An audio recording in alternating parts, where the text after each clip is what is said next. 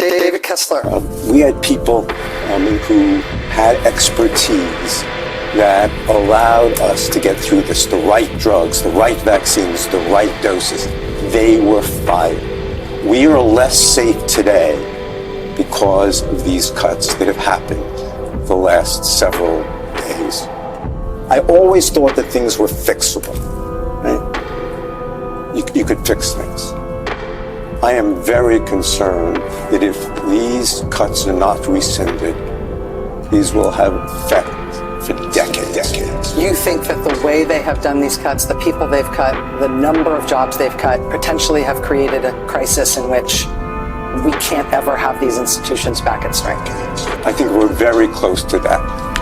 I wonder whether the president really even knows the extent of what has been done. Remember that night that he was taken by helicopter to Walter Reed? He was having difficulty breathing. He had COVID. He was very sick. He was given 2 monoclonal antibodies. He referenced those as miracles. They were cures. All of a sudden he got better. He could have died, but for those drugs.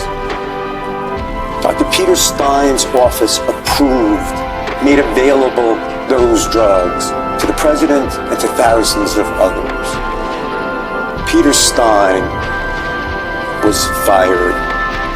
I don't think the president knows that. Someone needs to walk into the Oval Office and say, Mr. President, we just fired the person who may have saved your life. It is devastating, it is thoughtless, and it is chaotic.